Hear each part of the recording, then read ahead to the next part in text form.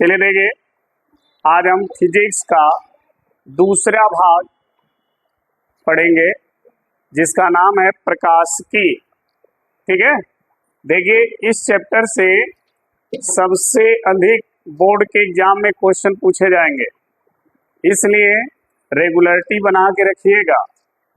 क्या हुआ?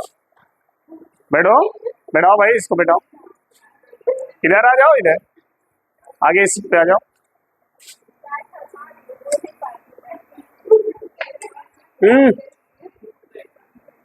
बैठो जी।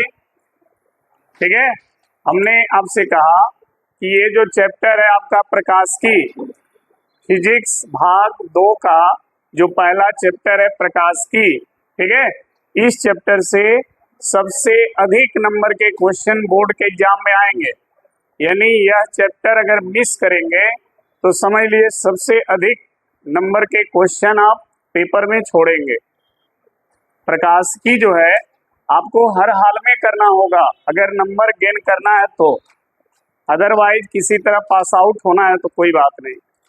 अगर आप चाहते हैं कि हमारा परसेंटेज अच्छा हो तो प्रकाशिकी चैप्टर जो है वो बहुत अच्छे से आपको पढ़ना और समझना दोनों करना पड़ेगा। ठीक है ना? तो चलिए ध्यान दीजिएगा, इधर बात ना करें।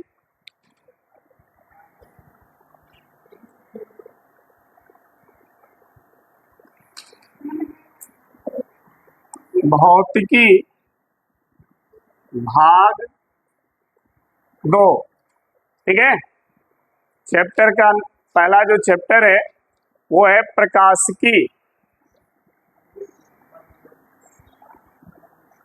प्रकाशिकी देखिए, इसी को इंग्लिश में हम लोग बोलते हैं ऑप्टिक्स।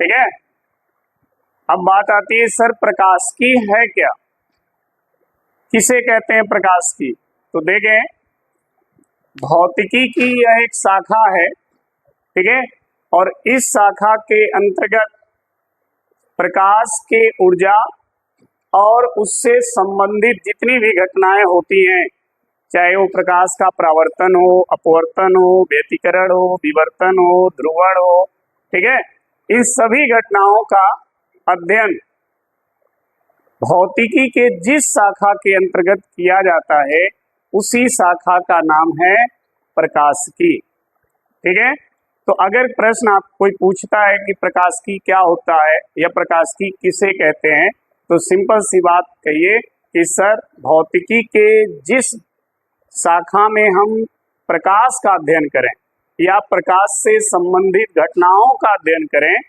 उसे हम क्या कहते हैं? प्रकाशिकी कहते हैं। तो हम नोट कर लेते हैं, साथ में नोट करते रहें, लिखेंगे भौतिकी की वह शाखा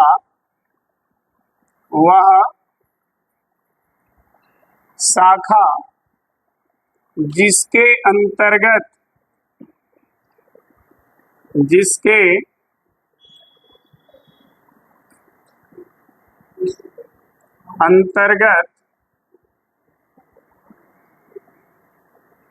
प्रकाश ऊर्जा एवं प्रकाश से संबंधित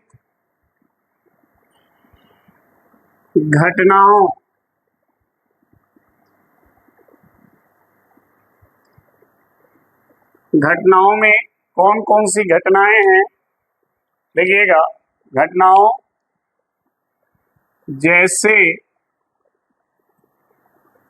जैसे में प्रकाश का परावर्तन, प्रकाश का परावर्तन, अपवर्तन, विवर्तन, व्यतिकरण,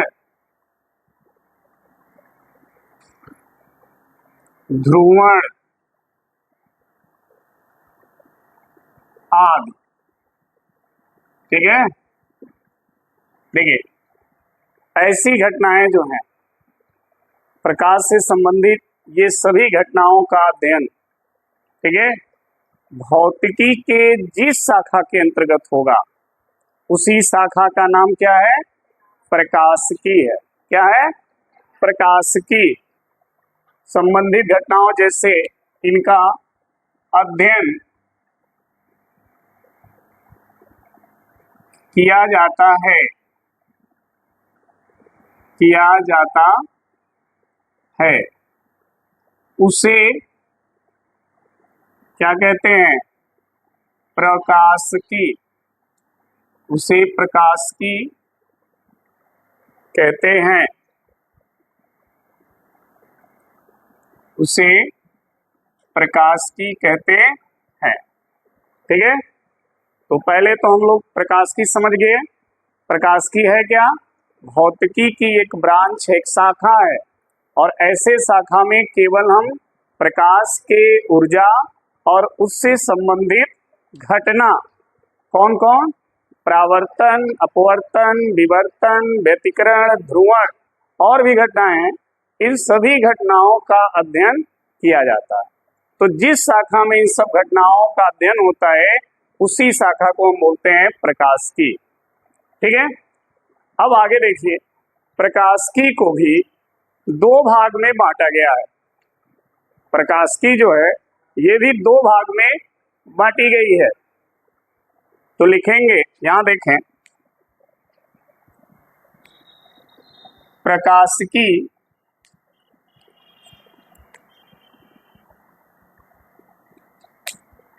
प्रकाशिकी के दो भाग होते हैं। प्रकाश के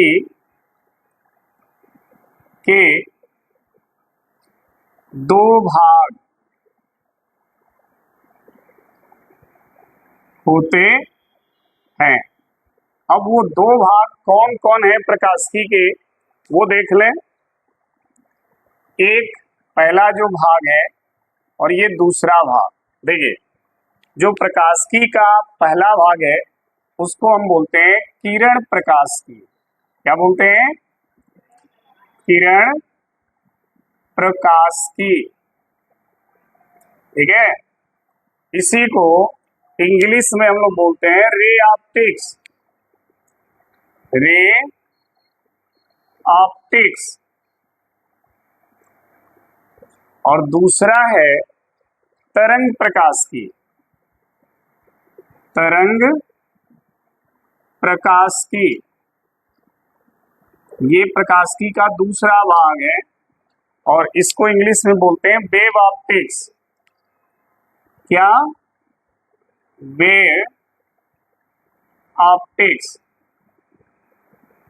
ठीक है, जो रे ऑप्टिक्स है इसको किसने बताया था? तो देखिए, वेव ऑप्टिक्स को बताने वाले जो थे उनका नाम था न्यूटन। क्या नाम था? न्यूटन ने बताया था रे ऑप्टिक्स के विषय में। ठीक है, और जो वेव ऑप्टिक्स है इसके विषय में जिसने बताया था वो थे हाइगेंस।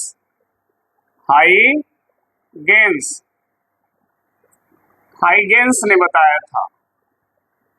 ठीक है, ध्यान रखिएगा। अब इसमें जो पहला प्रकाशिकी है किरण प्रकाशिकी, वो हम पढ़ेंगे। जब हम तरंग प्रकाशिकी पर आएंगे तो वहां से हमारा दूसरा चैप्टर शुरू हो जाएगा। जो हमारा पहला चैप्टर है प्रकाशिकी का वो है किरण प्रकाशिकी। ठीक है, और जब तरंग प्रकाशिकी हम पढ़ेंगे तो वहां से नया चैप्टर आपका शुरू होगा। ध्यान रखिएगा इस चीज को। ठीक, अब देखिए किरण प्रकाशिकी क्या होता है, तो अगला हेडिंग लगाएंगे किरण प्रकाशिकी। किरण प्रकाशिकी। किरण प्रकाशिकी।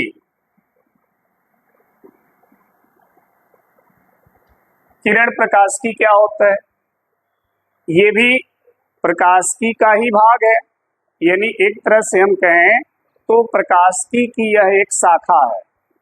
जैसे प्रकाशिकी भौतिकी की शाखा है, उसी तरह से किरण प्रकाशिकी और तरंग प्रकाशिकी किसकी शाखा है?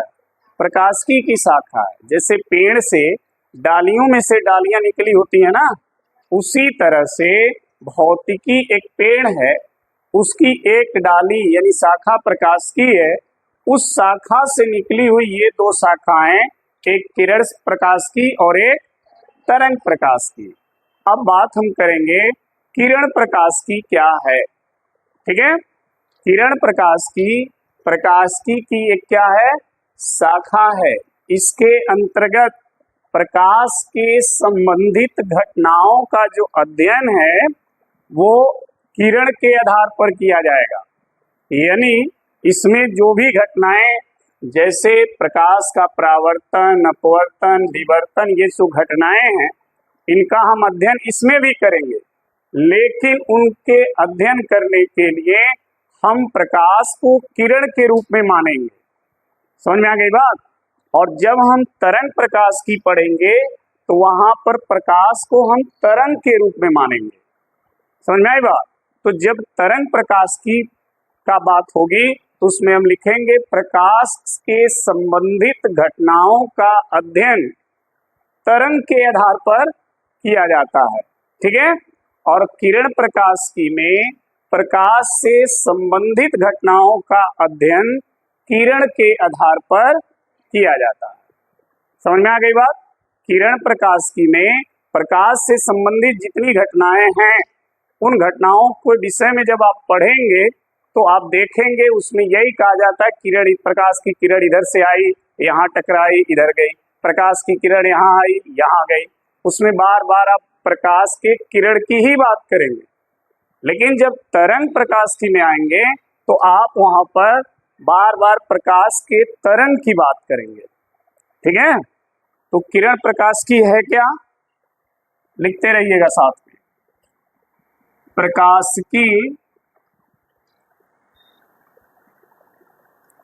प्रकाशिकी की वह शाखा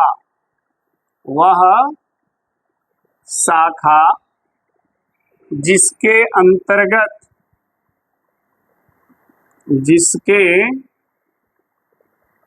अंतर्गत प्रकाश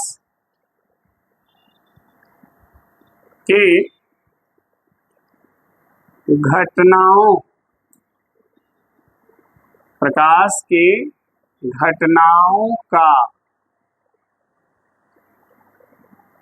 अध्ययन। ठीक है, प्रकाश के घटनाओं का अध्ययन प्रकाश किरण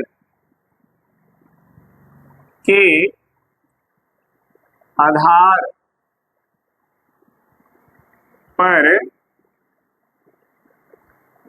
किया जाता है। ठीक है, ध्यान रखिएगा, ये प्रकाशिकी की शाखा है जिसमें प्रकाश के घटनाओं का अध्ययन किसके आधार पर किया जाएगा? प्रकाश किरण के आधार पर जो अध्ययन होगा, ठीक है, वो इनके आधार पर होगा, प्रकाश किरण के आधार पर, इनके आधार पर अध्ययन होगा। ध्यान रखिएगा इसमें। ठीक है, इसीलिए इस प्रकाशिकी को हम किरण प्रकाशिकी कहते हैं। ठीक है, अब बात करते हैं तरंग प्रकाशिकी क्या होता है। ठीक है, अच्छा ध्यान रखिएगा, किरण प्रकाशिकी की जब हम बात कर लिए तो हमें ये भी जानना होगा कि प्रकाश किरण क्या होता है। ठीक है, प्रकाश किरण क्या होता है, प्रकाश किरण किसे कहते हैं? ठीक, तो जब प्रकाश एक स्थान से दूसरे स्थान तक, ठीक है, पहुंचता है तो जिस रास्ते का अनुसरण करता है या जिस रास्ते से वो जाता है उसे हम प्रकाश का गमन पथ कहते हैं। क्या कहते हैं उसे? गमन पथ। गमन पथ का मतलब जिस रास्ते से वो जा रहा है, ठीक है। तो उस गमन पथ को ही हम क्या कहते हैं? प्रकाश किरण कहते हैं। क्या कहते हैं? प्रकाश किरण। समझ में आ गई बात? तो यहां पर हम छोटा सा प्रकाश किरण के भी विषय में बात कर लें। प्रकाश किरण, क्योंकि प्रकाश किरण के आधार पे बात होगी इसमें, तो फिर आपके पास ये क्वेश्चन बनेगा कि ये होता क्या है, प्रकाश किरण क्या है, ठीक है। तो देखिए, प्रकाश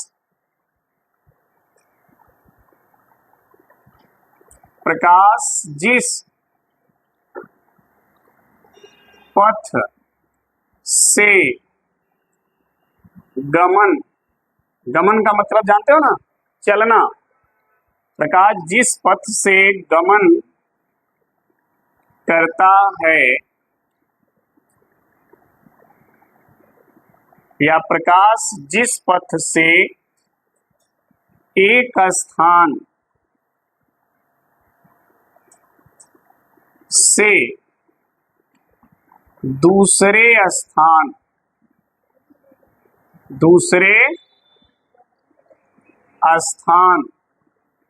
तक क्या करता है?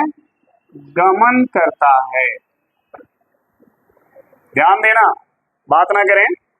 प्रकाश जिस पथ से, चलो देखिए, हमने कहा प्रकाश किरण पुंज क्या होता है? प्रकाश किरण पुंज, ठीक है। ये क्या होता है? प्रकाश किरण पुंज, ठीक है। तो ध्यान दीजिए, प्रकाश किरणों का जो समूह होता है, ग्रुप होता है, मतलब एक से अधिक जब प्रकाश की किरणें हो जाएं तो उसको हम बोलते हैं प्रकाश किरण पुंज। एक अगर प्रकाश किरण है तो उसे केवल हम प्रकाश किरण कहेंगे, लेकिन जब एक से अधिक प्रकाश किरण हो जाए, 2, 3, 4, 5, तो उस पूरे समूह का नाम हो जाता है प्रकाश किरण पुंज। तो लिखिए, प्रकाश किरणों का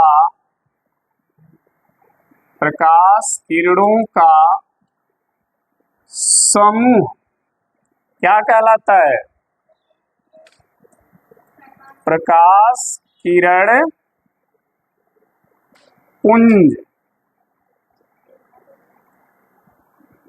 प्रकाश किरण पुंज कहलाता है, ठीक है जी।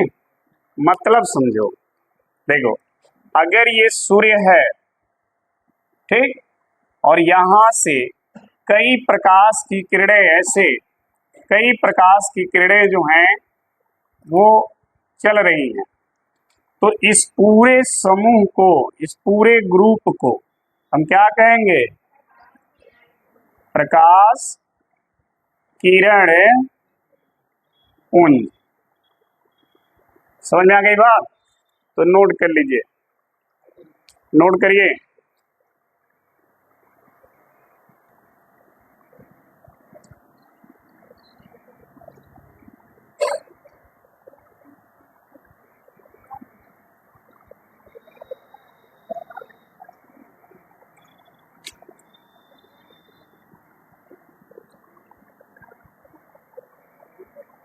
चलिए, अब इसका दूसरा भाग था, वो है तरंग प्रकाश की। दूसरा भाग देखिए इसका, ठीक है, तरंग प्रकाश की।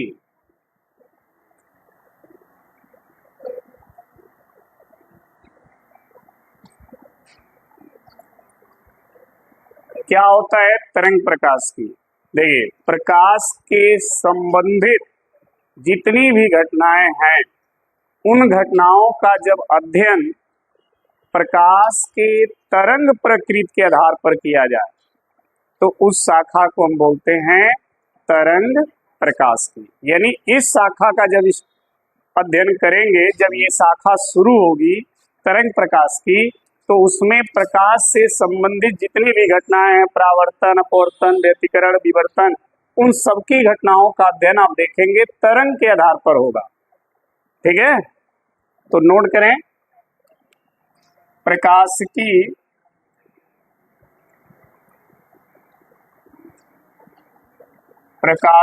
की वह शाखा जिसके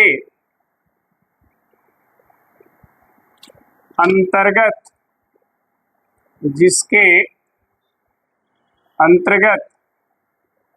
प्रकाश से संबंधित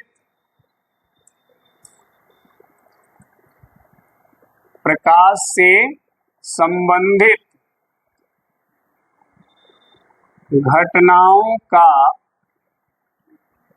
अध्ययन प्रकाश के तरंग प्रकृति के आधार पर किया जाता है। तो उसे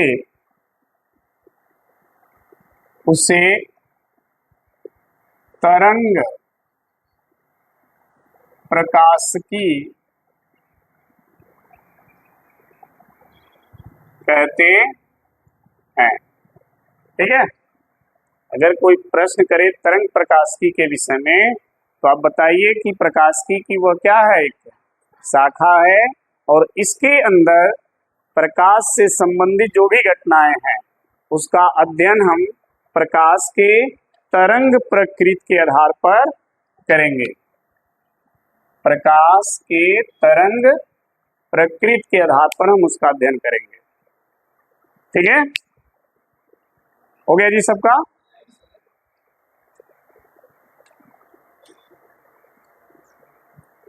नोट कर लें, हो गया? चलिए, तो दोनों प्रकाशिकी के विषय में हम लोग बात कर लिए। अब हम जो बात करने वाले हैं वो है प्रकाश। अब आते हैं हम प्रकाश पर कि प्रकाश क्या होता है। ठीक है, अभी तक हम लोगों ने प्रकाशिकी की शाखा के विषय में पढ़ा, कितने कौन कौन सी शाखाएं हैं, किस शाखा में हम किसका अध्ययन करेंगे। लेकिन अब जो हम बात करने वाले हैं वो है प्रकाश।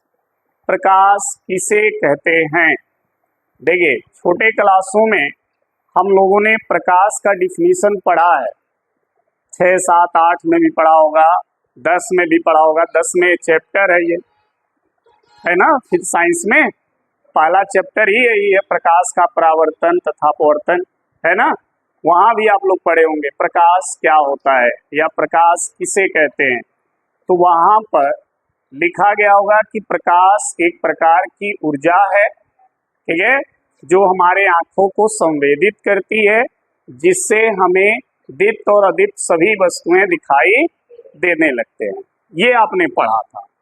लेकिन अब वो बचकानी वाला डिफिनीशन नहीं पढ़ना है, थोड़ा सा उससे अलग अब पढ़ना है। ठीक है, तो अब उसके अनुसार देखिए प्रकाश क्या होता है। ये तो छोटे बच्चों को पढ़ाया जाता है ताकि जल्द से जल्द बच्चा प्रकाश के विषय में कुछ समझे, कुछ सीखे। ठीक है, लेकिन अब देखिए प्रकाश क्या होता है। तो हेडिंग लगाएं, प्रकाश।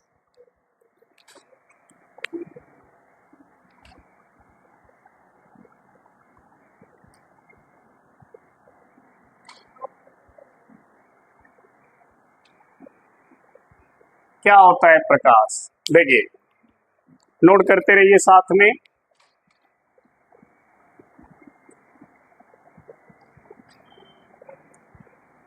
यह विद्युत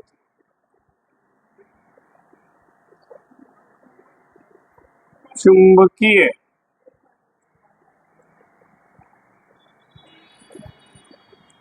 तरंगों के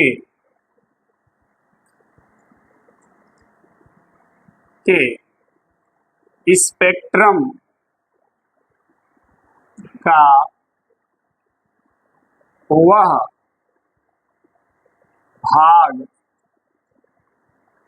होता है। ठीक है, ध्यान देना, यह विद्युत चुम्बकीय तरंगों के स्पेक्ट्रम का वह भाग होता है जिसके जिसके द्वारा जिसके द्वारा हमें सभी प्रकार की वस्तुएं दिखाई देती हैं। देख लो, प्रकाश का ये डिफिनीशन समझो पहले, रुक जाओ, अब लिखना बाद में। हमने कहा कि यह जो है प्रकाश विद्युत चुम्बकीय तरंगों के स्पेक्ट्रम का वह भाग है जिसके द्वारा हम सभी प्रकार के वस्तुओं को देख सकते हैं। सभी प्रकार में वे वस्तुएं आती हैं जो प्रकाश उत्पन्न करती हैं और जो प्रकाश उत्पन्न नहीं करती हैं। जैसे बल्ब है, मरकरी है, मोमबत्ती है, लैंप है, लालटेन है, दीपक है, ये सब स्वयं प्रकाश उत्पन्न करने वाली वस्तुएं हैं, तो ये भी हमको दिखाई देती हैं। और कुछ वस्तुएं हैं जो स्वयं प्रकाश उत्पन्न नहीं करती, उन पर प्रकाश पड़ता है तब वो दिखाई देती है। जैसे हम और आप लाइट उत्पन्न नहीं करते हैं क्या? किसी अंधेरे कमरे में खड़ा हो जाइए और फिर दूसरे से कहिए हमको देखो कहाँ है, तो देख पाएगा नहीं ना। लेकिन उसी अंधेरे कमरे में एक मोमबत्ती जला दीजिए तो दूसरा कोई देख लेगा यहाँ जल रहा। तो मोमबत्ती प्रकाश उत्पन्न करने वाली वस्तु है, तो जो प्रकाश वस्तु उत्पन्न करती है उसे दीप्त वस्तु कहते हैं, और जो वस्तु दूसरे के प्रकाश से दिखाई देती है उसे अदीप्त वस्तु कहते हैं। जैसे हम, आप, भैंस, बकरी, मेज, कुर्सी, मकान, ठीक है, ये पेड़ पौधे सब क्या हैं? अदीप्त हैं। इन सब पर जब प्रकाश पड़ता है तब ये सब दिखाई देती है। तो हमने आपसे क्या कहा कि विद्युत चुम्बकीय तरंगों के स्पेक्ट्रम का वह भाग होता है जिसके द्वारा हमें सभी प्रकार की वस्तुएं, चाहे वो प्रकाश उत्पन्न करने वाली हो चाहे वो प्रकाश उत्पन्न करने वाली न हो, ये सब वस्तुएं हमें प्रकाश के द्वारा दिखाई देती हैं। अब प्रश्न आपके दिमाग में ये आ रहा होगा कि सर विद्युत चुम्बकीय तरंगों का स्पेक्ट्रम क्या होता है, आ रहा होगा ना। तो देखिए, विद्युत चुम्बकीय तरंगों को 7 भागों में डिवाइड किया गया, ठीक है। अब वो कौन कौन भाग हैं उनको देखिए, और उन्हीं में से एक भाग है जिसके द्वारा आप वस्तु को देख पाते हैं, और उसी भाग का नाम क्या है?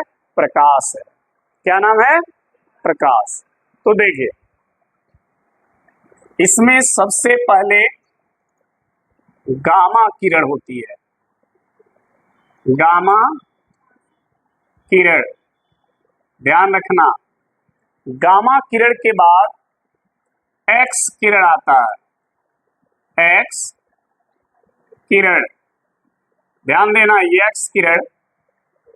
इसके बाद परावैगनी किरण आती है। परावैगनी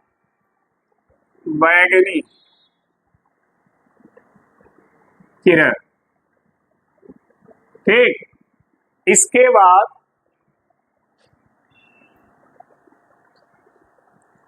ये प्रत्यक्ष वर्ण विक्षेपण, ये वाला भाग आता है। इसके बाद 4 हो गया ना। इसके बाद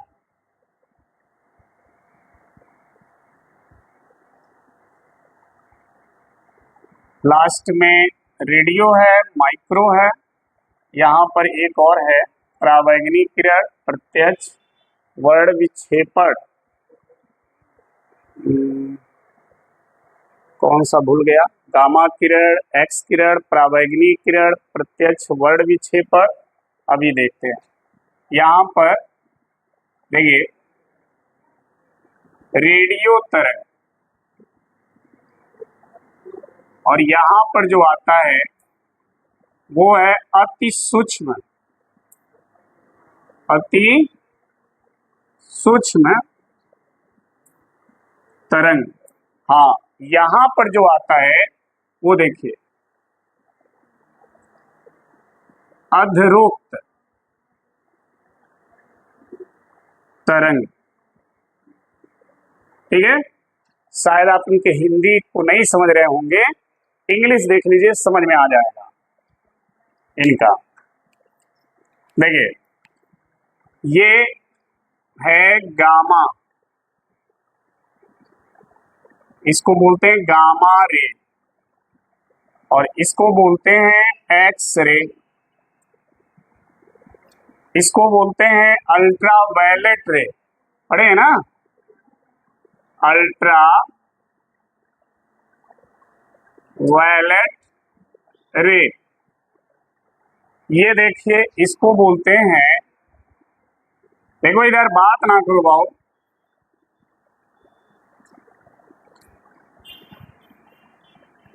विबग्योर, पढ़े हो ना वर्ण विक्षेपण में, वही है ये। हाँ, और ये है इंफ्रारेड, इंफ्रारेड रे, और ये है माइक्रोवेव, रे नहीं है, वेव है, और ये है माइक्रोवेव, और ये है रेडियो वेव, रेडियो वेव।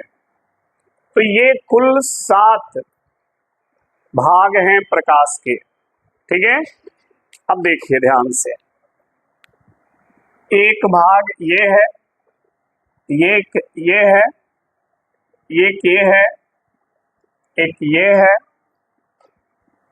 ठीक है जी, ये 7 भाग हैं। इन 7 भाग में से कौन सा भाग है जिसे आप प्रकाश कहते हो?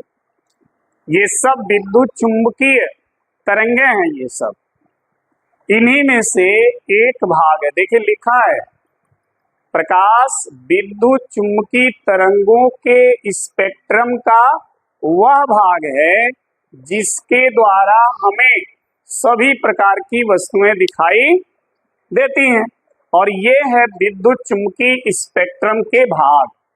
ठीक है, इनमें से एक भाग है जिसके द्वारा हम सभी प्रकार की वस्तु देख पाते हैं।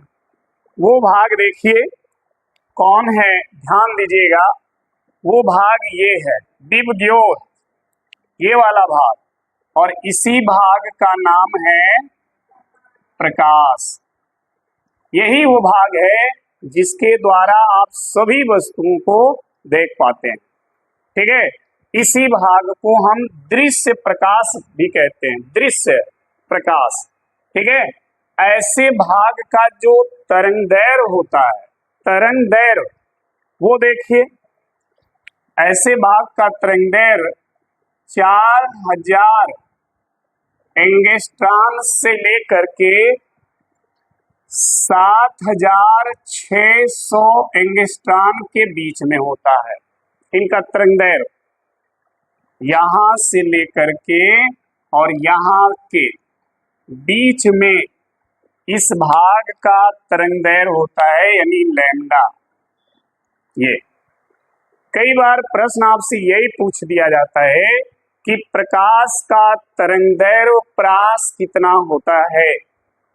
तरंगदैर्घ्य परास का मतलब जिस प्रकाश से आप वस्तुओं को देखते हैं उस प्रकाश का तरंगदैर्घ्य कहाँ से कहाँ तक होता है, तो वो है 4000 एंगस्ट्रॉम से 7600 एंगस्ट्रॉम के बीच में। ये उस प्रकाश का तरंगदैर्घ्य परास है जिससे आप वस्तुओं को देखते हो। ठीक है, अब बात आती है कि जिस वस्तु को आप देखते हो अगर उस वस्तु का आकार इस तरंगदैर्घ्य परास के बीच में, यानी ये जो तरंगदैर्घ्य परास की जो कोटि है अगर उसके बराबर होता है या उससे अधिक होता है तो वो वस्तु इस प्रकाश से दिखाई देगी। लेकिन अगर उस वस्तु का आकार इस तरंगदैर्घ्य के परास के कोटि से कम है तो वो वस्तु आपको दिखाई नहीं देगी। यानी जिन वस्तुओं को हम देख पा रहे हैं, जैसे हम आपको देख पा रहे हैं, आप हमको देख पा रहे हैं, बिल्डिंग, फैन, जो चीज आपको दिख रहा है, इन सभी वस्तुओं का आकार जो है वो इस तरंगदैर्घ्य के परास से अधिक है, तभी वो वस्तुएं हमें दिखाई दे रही हैं। अगर इस तरंगदैर्घ्य के परास से कम होगी तो वो वस्तु हमें दिखाई नहीं देगी। जैसे समझिए हमने कह दिया कि ये प्रकाश का जो तरंगदैर्घ्य है वो 100 से 200 मीटर के बीच है। समझना, 100 से 200 मीटर के बीच इस दृश्य प्रकाश का तरंगदैर्घ्य है। तो हम उस वस्तु को देख पाएंगे जिसका आकार 201 हो, 202 हो, 203 हो। इन वस्तुओं को हम इस प्रकाश से देख पाएंगे। ठीक, या 101 हो, 102 हो, 103 हो, इन वस्तुओं को भी हम देख पाएंगे। मतलब 100 से 200 के बीच में भी होगा तब भी वो वस्तु हमें दिखाई देगी। 200 से ज्यादा होगा, ठीक है, इससे ज्यादा हो जाएगा तब भी वो दिखेगी।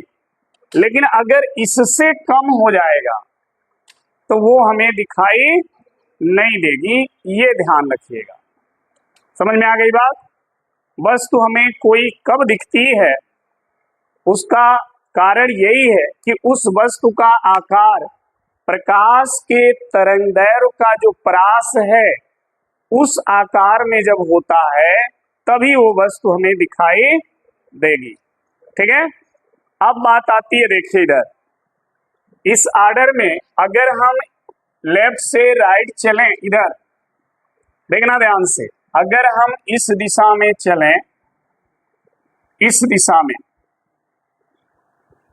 इधर ऐसे चलें तो तरंगदैर्घ्य क्या होगा? बढ़ेगा।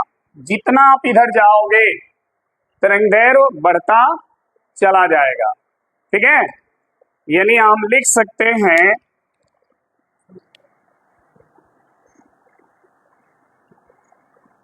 तरंग दैर्घ्य यानी लैम्डा का बढ़ता क्रम। ठीक है, मतलब उधर जितना जाएंगे तरंगदैर्घ्य बढ़ेगा और इधर आएंगे तो तरंगदैर्घ्य घटेगा। समझ में आ गई बात? जिधर तरंगदैर्घ्य बढ़ता है उधर आवृत्ति घटती है, यो ध्यान रखिएगा। अगर पूछा जाए आवृत्ति किसका सबसे कम होगा, मान लीजिए आपके पास क्वेश्चन आ गया कि विद्युत चुंबकीय तरंगों में सबसे अधिक तरंगदैर्घ्य वाला तरंग कौन होता है, तो रेडियो होगा, क्योंकि इधर तरंगदैर्घ्य बढ़ेगा। और सबसे कम तरंगदैर्घ्य वाला कौन होता है? गामा। समझ में आ गई बात? आवृत्ति की अगर हम बात कर लें तो उसके लिए भी ध्यान दीजिएगा। नीचे देखिए लाइन बना रहे हैं,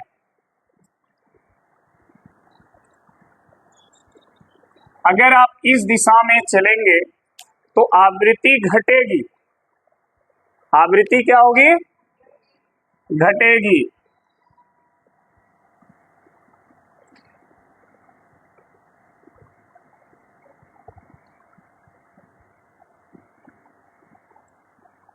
समझ में आ गई बात? इस दिशा में आवृत्ति घटेगी, यानी जिस दिशा में तरंगदैर्घ्य बढ़ेगा उस दिशा में आवृत्ति कम होगी।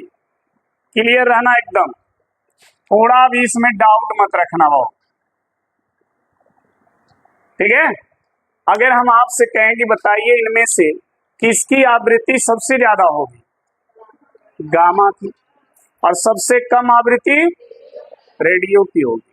सबसे अधिक तरंगदैर्घ्य रेडियो का और सबसे कम तरंगदैर्घ्य गामा के, यानी जिसका तरंगदैर्घ्य अधिक होता है उसकी आवृत्ति, और जिसका तरंगदैर्घ्य कम होता है उसकी आवृत्ति।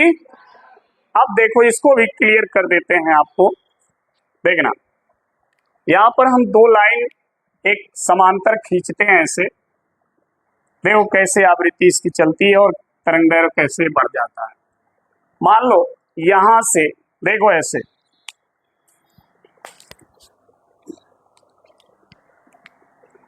तरंग जब चलती है तो देखो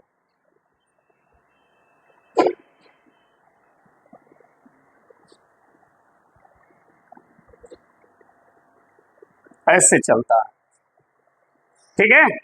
अब देखो यहां पर देख रहे हो ना, ऐसे बार बार हो रहा है, तो जितना पास पास है तरंगदैर्घ्य उतना ही कम है, और जितना राउंड अधिक हो रहा उतना ही आवृत्ति ज्यादा है। ये जो राउंडिंग हो रही है ना, ऐसे दिख रहा है, ऐसे फिर ऐसे फिर ऐसे, तो जल्दी जल्दी चक्र पूरा हो रहा है, और जब चक्र तेजी से पूरा होता है इसका मतलब आवृत्ति ज्यादा है, ठीक है। कोई वस्तु अगर 1 सेकेंड में कई राउंड मारे तो उसकी आवृत्ति क्या है? ज्यादा है, और 1 सेकेंड में अगर राउंड कम हो जाए तो आवृत्ति कम है। तो देखने से ही पता चल रहा है आपको ग्राफ कि इधर राउंडिंग क्या हो रही है, तो इसका मतलब इधर आवृत्ति ज्यादा है, और इधर देखने से ही पता चल रहा है कि राउंडिंग क्या हो रही है, तो आवृत्ति कम है। क्लियर? दूसरी चीज तरंगदैर्घ्य देखिए, तरंगदैर्घ्य होता क्या है समझो, ये जो ऊपर वाले जो सिरे दिख रहे हैं ये वाले, इन्हीं के बीच की जो दूरी होती है वही तरंगदैर्घ्य होता है, इसी को हम तरंगदैर्घ्य कहते हैं। अगर आप इधर जाते हुए देखो तो इनके बीच की दूरी बढ़ती जा रही है, बढ़ रही है ना, देखो दूरी बढ़ रही है, मतलब तरंगदैर्घ्य बढ़ रहा है। तो इधर जाते समय तरंगदैर्घ्य क्या होता है? बढ़ता है, और आवृत्ति क्या हो रही है? घट रही है। समझ में आ गई बात? तो जब भी इसको आप देखोगे तो ये ध्यान में रखना कि इधर सर्कल पूरा होता है बहुत फास्ट, यानी इधर आवृत्ति ज्यादा है और उधर आवृत्ति, और इनके सिरों के बीच की दूरी इधर बढ़ रही है, तो तरंगदैर्घ्य बढ़ रहा है, और इधर बीच की दूरी, तो इधर तरंगदैर्घ्य घट रहा है। समझ में आ गई बात? जो हमारा प्रकाश है वो देखिए एकदम बीच में, ना इधर है ना इधर, एकदम बीच में है, ठीक है। इसीलिए यह प्रकाश हमको देखने में मदद करता है, ना ही इसकी आवृत्ति बहुत ज्यादा है और ना ही इसकी आवृत्ति बहुत, ना ही इसका तरंगदैर्घ्य सबसे ज्यादा है ना ही तरंगदैर्घ्य सबसे, इसलिए यह प्रकाश हमारे लिए उपयोगी हो जाता है और इससे हम वस्तुओं को देख पाते हैं। समझ में आ गई बात? तो अब इसको नोट कर लीजिए।